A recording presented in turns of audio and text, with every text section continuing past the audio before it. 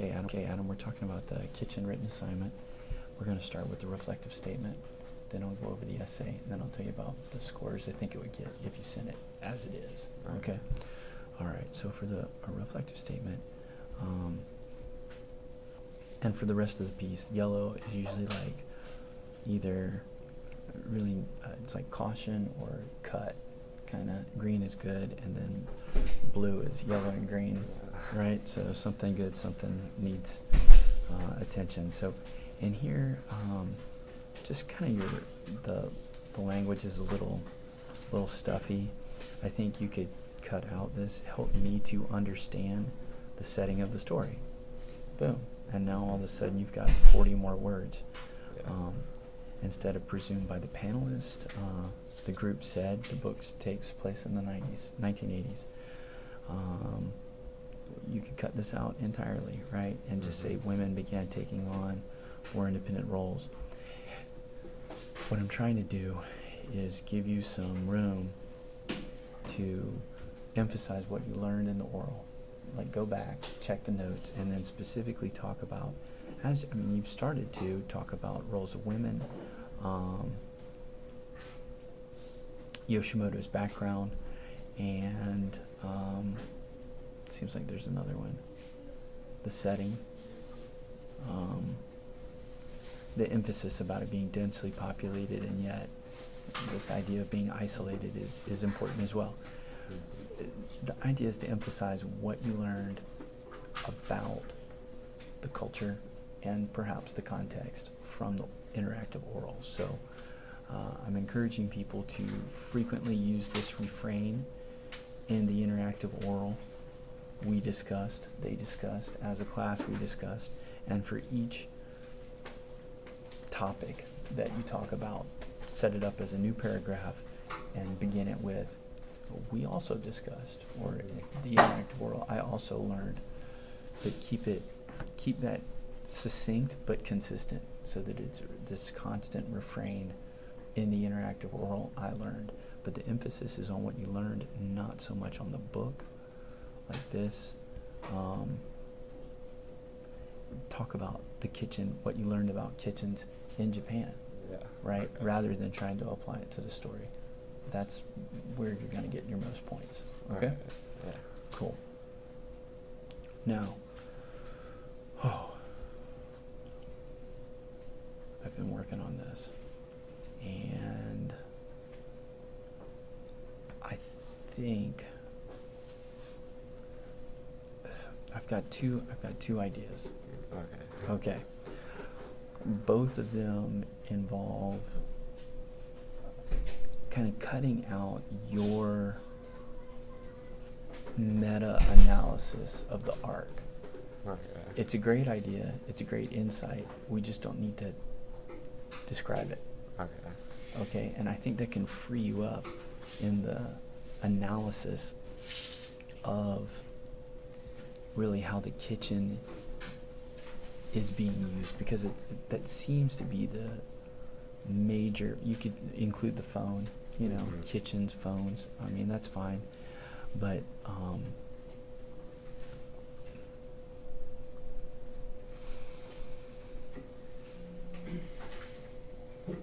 it is this idea that, okay, so here's my two. One, it's fantasy and the escape. Keep the focus on escape as a way to break free from depression. I see that, I buy it. I also wonder if maybe it's the exact opposite, that you could say that it's through the grounding of their relationship, or through the grounding of the kitchen, or through the grounding of the cut hand, that they're able to break out of the depression. I don't know. Maybe written the other way. Just gotta pick a side and stick to it. Right. You wouldn't really have to change a whole lot, regardless of which way you go. It's just, I think, parts of it seems a little forced with the escape and trying to make it the arc. Whereas I think the big idea, which is Yoshimoto, is, let's see, here, throughout the novella Kitchen, Banana Yoshimoto shows whatever reality as the catalyst to overcoming loneliness. And the reason I've highlighted this in yellow is I think this would be better worded as something like through the characterization of Mikage and Yuichi. Yeah. Okay, so I mean that's really what you're looking at is their character development. Mm-hmm. And we don't have to, it almost feels like the escape aspect is a kind of distraction from that real character development. And it is an arc, it is a character arc, Mhm. and we're watching them both develop. That's just my, View on it. yeah, I think it would, and allows then for you to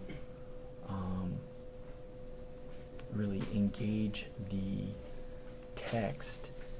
And upon immediately arriving, she finds the kitchen and states, I fell in love at first sight. Yoshimoto. Okay, so this is blue. This is blue, this first part, because you say upon immediately arriving. When she gets to the Tanabes, right? Household, yeah. You know, or once at the Tanabe household, we don't need this many, you know, that's a prepositional phrase functioning as an adverb, just trying to, Yeah. it's a little much. We just need more of a scene shift. Yeah. You know, at the Tanabes, she finds the kitchen and says, I fell in love with it at first sight. Here, Yoshimoto, good. Instead of saying makes an effort to point out the kitchen, Yoshimoto is highlighting the kitchen, Mm-hmm. right? She's not trying to. She is. Yeah. You know, and it is the, and here's where I think that, I think this is right. I think it's the new reality. You know, it's her old life. Her old life is gone. This is a new reality. And I feel like that's closer to what we get from the story.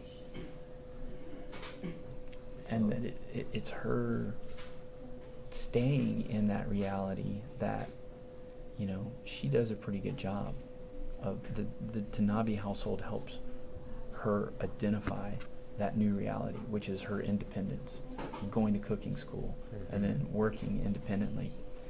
And it's then at that point that Yuichi kind of falls, right? And it's kind of like together they kind of find a new reality. Mm-hmm. So it'd be less of how escaping from the old one and more escaping to a new one, almost? Maybe, Or and it doesn't even have to be escape so much as it is just, change. yeah, recognition of, you know, accepting of change, because that's the hard part. You do a really nice job with the bus scene, or here. So this is good. At this point, Mikage moves so far into her fantasy that her old reality was like coming back to a stranger's house. I think you could say that, you know, at this point, Mikage has moved so far into her new reality Mm-hmm. that her old reality is like coming back to a stranger's house. Yeah. You know? I Mhm. mean, that, because I think Mikage and Yuichi both develop in a good way. Mm-hmm. You know, they move out of what could have been a really negative place. And to characterize it as fantasy seems to lessen Seem that. negative. Yeah, Yeah. you know, cheapen it. So that's why I've got that in yellow. I mean, this is great. The most dangerous aspect is the cycle reminded of, and because it is all of this nostalgia coming back, deep in depression again. I don't think she's looking for escape. I mean, and that's part of what makes the book so interesting is she's really depressed, and then she kind of notices reality, and reality is the sounds and smells coming out of this window above her, and it just happens to be a kitchen. So it's more like she capitalizes on the chance of forming something new, or I would, yes, sure. I think escape's the wrong word. Again, I'm angling towards it's reality Mm-hmm. that brings her back. She's in an alley. Now, Yoshimoto is obviously constructing this, and it is no coincidence that she happens to be underneath a kitchen window. You know, that's very,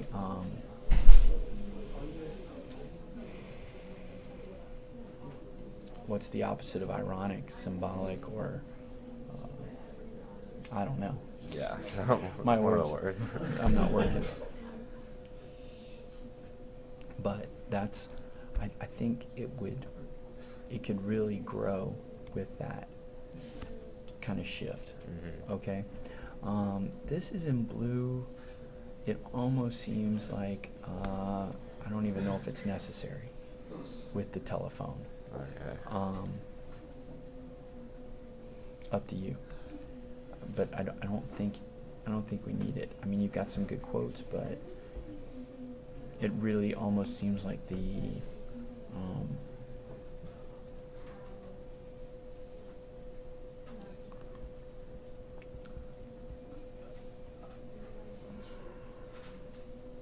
you may or may not need to develop Yuichi's. Oh, sorry. I mean, I think if you retooled it just a little bit and developed added a couple of more lines regarding kind of developing the idea of reality, you don't even have to, I don't know where your word count is. I think I was like right at Okay. 1499 or something. Okay, I think so too. So I'm thinking, you know, if you could, instead of focusing on the telephone, maybe do a little bit more with Yuichi's reluctance to face reality and let Mikage, essentially his sister at this point, Mm-hmm. or, you know, one of Eriko's closest friends, know. You know what I mean? Mm-hmm. Rather than focus on the telephone and the escape angle, focus on Yuichi's character development and turning away from reality or turning to it, however you want to go. Yeah. That's just I feel like what's here is More it's grounded leaning in that way. reality. Yeah. Yeah. You know, and I really think the book goes that way too. And I'm sorry I couldn't get you there sooner. I just had to read it before I could, Yeah, that's fine. you know, but yeah, totally up to you. And I mean, it's not that this is not good. Here's what I've got so far, just kind of as it is. The written assignment, the reflective statement, that's out of 3. So that's an easy tweak.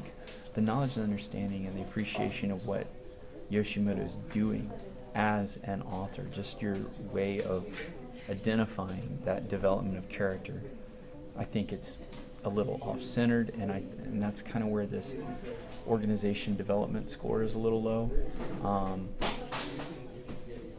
because as it's written, it seems kind of conflicted. Yeah. Right? It's kind of struggling against itself in a few parts in terms of developing this idea, or the ideas that come out. I mean, that idea, you stick to it, but it just doesn't quite get... The support for it's kind of Yeah. a bit of a stretch. Yeah. So, yeah, I think it could definitely move into the higher bands. with a shift of focus.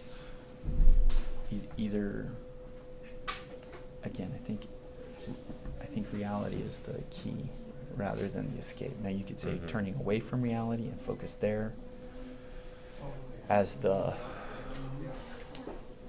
but I do think that the book is suggesting that when we turn away from reality, we are turning into despair or delusion, you know, Mhm.